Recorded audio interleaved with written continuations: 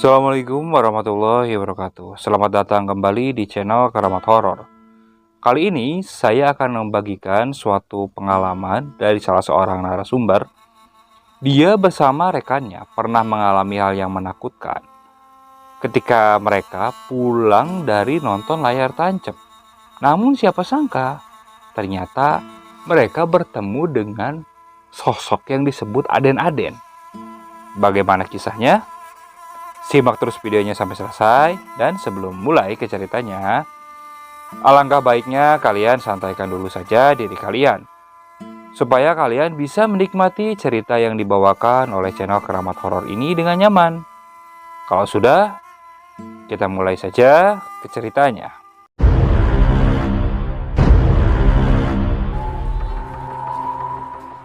Bulan Agustus pada tahun 1984. Waktu itu di Balai Kecamatan, setelah memperingati 17 Agustus, mereka akan mengadakan suatu hiburan. Tahun-tahun ke belakang, mereka mengadakan wayang golek dan acara-acara kesenian lainnya. Kali ini, mereka mengabari bahwa akan mengadakan layar tancap. Kami, para warga yang mendengar kabar tersebut sangat bergembira, karena di desa terpencil seperti desa tempat tinggalku ini, untuk mendapat sebuah hiburan bukanlah hal yang mudah. Jangankan televisi, radio saja waktu itu di desa saya jarang sekali ada yang punya.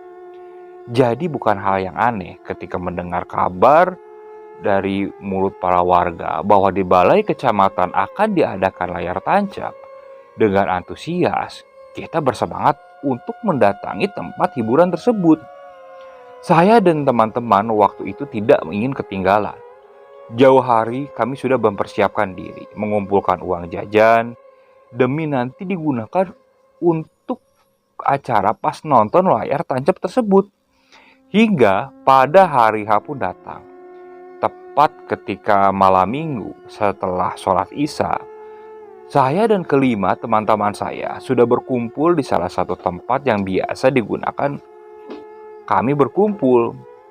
Sempat terjadi perdebatan waktu itu. Soalnya, jalan yang akan kita tempuh untuk menuju balai kecamatan itu cukup jauh. Ada dua alternatif untuk menempuh rute ke sana. Nah, jalan pertama adalah rute memutar. Jadi kita harus melewati dua desa. Dan setelah dua desa itu, kita harus mengikuti jalan raya hingga sampai di balai kecamatan. Rute itu terbilang cukup jauh, bahkan bisa memakan waktu lebih dari 1 jam. Nah, ada lagi satu rute yang memang cukup cepat. Namun, rute ini terkenal akan keangkerannya. Karena tempat itu terbilang tempat yang sangat sepi. Bahkan benar-benar sepi karena kita harus melewati area perkebunan yang cukup luas. Nah, disambung lagi, tepat ketika sudah melewati ujung desa, di sana kita harus melewati mata air yang konon terkenal cukup angker. Di situ kita berdebat cukup panjang dengan teman-teman.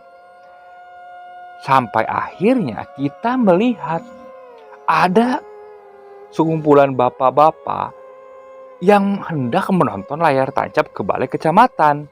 Kebetulan kan, akhirnya kami pun berangkat bersama dengan rombongan bapak-bapak itu. Sampai di tujuan, suasana sangat ramai. Banyak sekali orang yang datang menonton acara layar tancap itu. Banyak juga para pedagang dadakan yang menjajakan beraneka jajanan dan makanan. Tampak film yang diputar itu cukup seru. Kita fokus menonton film tersebut. Walaupun sesekali kita berkeliling untuk membeli makanan dulu untuk menemani sambil kita menonton. Saking fokusnya sampai 2-3 film sudah habis diputar. Tak terasa waktu itu sudah pukul 1 malam. dan acara pun sudah mulai usai. Di situ kita mulai beranjak dari tempat duduk. Terlihat orang-orang juga sudah mulai ramai meninggalkan tempat tersebut. Para pedagang sudah merapikan barang dagangannya. Mereka juga hendak pulang. Nah, di situ kita mulai bingung. Karena kita tidak melihat rombongan bapak-bapak yang awalnya berangkat dengan kita itu. Kita celingkukan ke kanan dan kiri. Kita coba berjalan hingga akhirnya sampai di persimpangan jalan yang memisahkan antara jalan yang ke kiri ke arah jalanan yang sepi, sedangkan yang ke kanan ke arah jalan raya. Dan ternyata orang yang melewati ke jalan sepi itu hampir tidak ada. Nah, kita di situ bingung lagi. Kita coba berdiskusi. Salah satu teman saya yang bernama Yudi waktu itu menyarankan kita memutar saja. Namun, saya mikir ulang karena waktu itu memang sudah malam. Kalau misalnya kita memutar lewat sana, kita bisa hampir subuh sampai di rumah. Akhirnya dengan bermodal nekat, kita berlima memutuskan untuk lewat jalan sepi itu. Kita berlima mulai melangkahkan kaki. Di depan Irip memegang senter, sedangkan di belakang dipegang oleh Ucen. Waktu itu memang kami hanya membawa 2 buah senter, sedangkan saya, Yudi, dan Arif berjalan di tengah, diapit oleh Irip dan Ucen. Kita mulai berjalan terus menyusuri jalan gelap. Hingga ketika mulai dekat ke arah mata air, si Yudi ini mendadak memegangi perutnya. "Yud, kamu kenapa?" "Aduh, berhenti sebentar. Perutku sakit, Kayaknya gara-gara tadi makan jajanan kepedesan." "Waduh, mana di tempat sepi kayak gini sih, Yud. Udah tahan aja, mending di rumah. Bener aslinya, udah gak bisa kompromi nih. Udah dah. Buang air besar dulu sana. Tuh, ada jamban di sana." Nah, posisi di pemandian umum tersebut atau di mata air itu ada sebuah jamban dari bambu yang biasa digunakan oleh warga sekitar untuk buang hajat. Posisi jamban itu agak ke tengah dan di bawahnya ada irigasi yang mengalir. Yudi waktu itu langsung naik ke sana. Nah, kami berempat menunggu di dekat pohon cermai. "Yud, udah belum?" ucap Ucen waktu itu coba menggoda si Yudi. "Belum, baru juga keluar ini." Nah, Irip waktu itu iseng, dia melemparkan batu ke arah Yudi ini. "Oi, jangan iseng, oi. Ini airnya ciprat ke sini." "Alah, buruan makanya cepetan. Entar ditemenin kuntilanak lo kamu." Kami bertiga waktu itu langsung spontan menengok ke arah Irip. "Rip, jaga kalau ngomong, di mana kira ini?" Irip yang waktu itu seakan tidak sadar dengan apa yang diucapkan, langsung menutup mulutnya. Mendadak suasana waktu itu menjadi hening. "Woi, jangan ditinggalin, woi. Woi," ucap Yudi yang waktu itu sedikit panik. Dia coba menengok ke arah kami. Tenang, masih ada," ucap kami berempat. Yudi melanjutkan untuk buang air besarnya. Tak ada kata-kata dari kami berempat waktu itu setelah mengingatkan Irip. Dan entah berapa lama, pohon cermai yang kita sedang sandari itu tiba-tiba buahnya mendadak berjatuhan. Awalnya cuma sedikit. Namun lama-kelamaan buah cermai itu seperti jatuh banyak. Bahkan seperti menghujami kita berempat. Otomatis kita langsung menengok ke atas. Irip dan Ucen waktu itu langsung menyorotkan lampu senternya ke arah atas. Dan tepat di atas tampak ada sesosok makhluk hitam dengan mata berwarna merah, rambutnya panjang, namun dari mulutnya terlihat seperti bertaring, serta lidahnya yang panjang.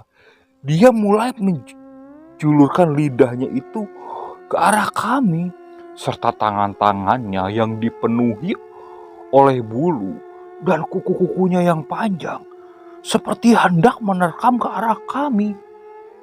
Dengan cepat waktu itu kita berteriak, "Setan, setan, setan!" Yudi yang waktu itu baru selesai membersihkan diri dan belum sempat memakai celana waktu itu, melihat kami berempat berlari, dia langsung mengikuti tanpa memakai celana. Dia berlari sambil menenteng celananya. "Woi, tunggu! Woi!" Dia sempat menoleh ke arah pohon cermai tersebut. Tampak oleh Yudi sosok itu mulai turun dari pohon. Yudi tambah panik waktu itu. Dia terus berlari ke arah kami. Sedangkan kami berempat di depan sambil menoleh ke arah Yudi, terus berteriak, "Ayo Yud, cepat Yud, ayo Yud." Hingga akhirnya kita terus berlari hingga cukup jauh meninggalkan tempat mata air tersebut. Setelah cukup jauh, kita mulai mengambil napas. Tampak Yudi pun berhasil mengejar kami berempat. Terlihat dari mukanya sangat panik. Bahkan dari sela-sela matanya terlihat dia seperti habis menangis. Kami berempat waktu itu sempat kesian. Namun ada hal lucunya. Bagaimana tidak, dari wajah panik pas lihat ke bawah, Yudi bahkan lupa memakai celananya. Di situ kami ketawa. "Oh, sialan, malah ketawain, bukan menungguin. Udah pakai dulu kamu celananya." Waktu itu Yudi langsung memakai celananya. Sambil mengambil napas waktu itu kami beristirahat sejenak. "Itu ngejar gak setannya?" Irip dan Ucen waktu itu menyalakan lampu senternya ke arah belakang, memastikan sosok itu tidak mengejar kami. "Udah aman, gak ngejar." Kami berempat waktu itu untuk mencairkan suasana, meledek Yudi yang waktu itu berlari tanpa menggunakan celana. Yudi tampak kesal waktu itu. Setelah beristirahat sejenak, kita melanjutkan perjalanan. Tetap di depan Irip, di belakang Ucen. Kami bertiga di tengah. Waktu itu, posisi Yudi berada di belakang Irip. Jadi posisi kedua. Sedangkan saya di tengah dan Arif di belakang saya. Kita mulai berjalan. Tak jauh dari itu, saya melihat dari depan kita dengan jarak sekitar 60-70 meter waktu itu, ada seorang bapak-bapak yang sedang menanggung dagangannya. Namun anehnya, lampu senter yang diarahkan oleh Irip itu tidak menjangkau ke arah bapak-bapak itu. Jadi dari depan tampak samar. "Wih, ada tukang jualan. Iya, kayaknya pulang nonton kali. Kita ikutin aja bareng, biar gak terlalu takut," ujar Arif. Waktu itu kita berlima coba mempercepat langkah. Namun ada yang aneh. Waktu itu kita berjalan cukup cepat. Namun kita tidak bisa mengejar si bapak tersebut. Seakan jarak kita dengan si penjual tersebut tidak berubah sama sekali. Loh, si bapak itu kayaknya gak lari. Tapi kok kayaknya masih tetap aja jaraknya agak jauh ya. Akhirnya waktu itu kita memutuskan coba berlari kecil. Namun tetap saja kita tidak bisa mencapai si bapak tersebut.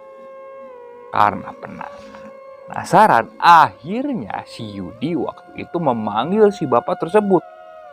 "Bang, tunggu Mang, Bang, teriak si Yudi. Dan tak berapa lama, si bapak penjual itu menghentikan langkahnya. Kami berlima langsung berjalan cepat mendekat ke arah si bapak tersebut. Tepat ketika 15 meter hendak sampai, senter Irip mati. Begitu juga senter Ucen. Hal yang janggal waktu itu saya rasakan. Jujur saja, ketika lampu senter Irip dan Ucen mati, saya langsung merasakan perasaan yang tidak enak waktu itu. Karena kepalang sudah mulai mendekat, akhirnya kita terus mendekat. Si bapak penjual itu berjalan tidak menggunakan alat penerangan. "Mang, barang mang, mau ke desa C kan mang?" Tak ada jawaban, hanya anggukan dari si bapak tersebut. Ketika sudah berada tepat 4 meter dari jarak si bapak itu mulai melangkahkan kaki kembali. Diikuti kita dari belakang. "Ya, senter kok jadi gak jalan gini ya? Perasaan baterainya baru diganti. Tadi kali pas lari kebanting-banting." "Iya kali ya. Cen, punya kamu rusak juga?" "Iya tuh, gak jalan," ucap Ucen yang waktu itu sambil memukul-mukul senternya. Hingga akhirnya kita mulai memasuki perkebunan perbatasan di desa kita. Di situ mulai ada perasaan tenang. Sekali saya mulai bertanya ke si bapak tersebut untuk mencairkan suasana. "Mang, jualannya habis mang. Tadi habis di tempat layar tancap kan mang?" Tak ada jawaban. Aku berbisik ke belakang waktu itu ke Arif. "Rip, si Amang itu kok diem aja ya? Apa gak bisa ngomong?" Dijawab oleh Ucen waktu itu. "Iya ya, kayak aneh. Jujur aja nih, aku lihat telapak kakinya kayak gak napak tanah." Di situ, aku langsung memberhentikan langkah. Nah, Yudi dan Irip yang waktu itu melihat saya dan Arif serta Ucen berhenti, mereka langsung menghampiri ke arah saya. "Ada apa kok berhenti kayak gini?" Bentar. Coba lihat, perhatiin. Itu si Amang penjual kakinya kayak ngangkang ya. "Wah, jangan ngada-ngada. Itu jalan bener kok." "Mana coba tuh?" "Napak di tanah," ucap Irip. Mang, ucap Irip yang waktu itu langsung memanggil si Amang tersebut. Nah, si Amang ketika Irip memanggil langsung menurunkan tanggungannya. Kami berlima langsung menghampirinya. Posisi si Amang itu masih membelakangi kami. "Mang, ini mau pergi kemana mang? Mau ke desa Cekan mang?" Dan tak berapa lama si Amang itu mulai menoleh ke arah kami. Di situ kami langsung kaget. Karena wajah dari si penjual itu rata. Tak ada mata, hidung, mulut, benar-benar rata sama sekali. Kami langsung kaget, berteriak sekencang mungkin. Tanpa dikomando, kita langsung berlari. Beberapa kali waktu itu kita terpelanting. Bahkan si Yudi waktu itu, karena lari saking paniknya, dia terpleset dan masuk ke semak-semak. Dengan cepat waktu itu saya dan Arif langsung menarik si Yudi. Yudi yang waktu itu wajahnya terlihat sudah sangat panik serta mulai menangis. Kita terus saja tarik. Sedangkan Irip dan Ucen sudah berlari di depan meninggalkan kami bertiga. Sambil berteriak-teriak, "Setan! Ada setan! Ada setan!" Hingga teriakan kami mungkin membangunkan warga yang rumahnya tepat berada di perbatasan desa. Waktu itu ada salah satu warga yang keluar. Dia menyalakan lampu senter. Kita dengan cepat langsung berlari ke arah rumah tersebut. Sesampainya di sana, tampak Kita sangat kelelahan dengan napas yang ngos-ngosan serta detak jantung yang berdetak cukup kencang. Kenapa? Itu Pak, di belakang ada aden-aden. Aden-aden? Iya Pak. Aden-aden ini adalah sebutan bagi sosok hantu yang berwajah rata. Menurut mitosnya, memang di desa kami ini sering muncul sosok hantu tersebut. Nah, warga di sana menamainya dengan sebutan aden-aden. Terus, iya Pak, kirain saya cuma tukang jualan. Pas disamperin, mukanya rata Pak. Udah. Kalian habis dari mana malam-malam gini? Habis nonton layar tancap Pak. Oh iya, udah minum dulu sana. Ujar si bapak itu yang langsung mengambil air minum ke dalam rumah. Setelah cukup tenang, kita ngobrol sejenak. Kita pun menceritakan kejadian yang kita alami sebelum bertemu aden-aden tersebut. Si bapak itu tersenyum. Yuh, berani-beraninya kalian pulang lewat situ malam-malam. Bapak juga tadi ikut sama rombongan bapak-bapak yang lain nonton layar tancap. Tapi pulangnya nggak berani lewat situ. Lewat depan, mending muter jauh. Oh, soalnya nggak aneh. Lewat situ kalau malam-malam memang jarang ada yang berani. Oh gitu Pak, emang iya. Udah, hati-hati aja. Mungkin lagi apa saja sampai ditemuin sama aden-aden kayak gitu. Ucap warga tersebut. Dan tak berapa lama, kita pun pamit untuk pulang. Kita berterima kasih ke bapak pemilik rumah tersebut yang sudah memberikan air minum dan membiarkan kita beristirahat sejenak. Nah, setelah itu kita langsung pulang ke rumah masing-masing. Oke, sekian untuk cerita kali ini. Saya mohon maaf apabila masih banyak kekurangan dan kesalahan dalam pembawaan ceritanya. Kritik dan sarannya silahkan kalian bisa cantumkan di kolom komentar. Tetap support channel kami dan jangan lupa bagi penonton yang belum klik tombol subscribe-nya, alangkah baiknya kalian klik tombol subscribe-nya supaya kami terus bersemangat untuk membawakan cerita-cerita lainnya. Assalamualaikum warahmatullahi wabarakatuh.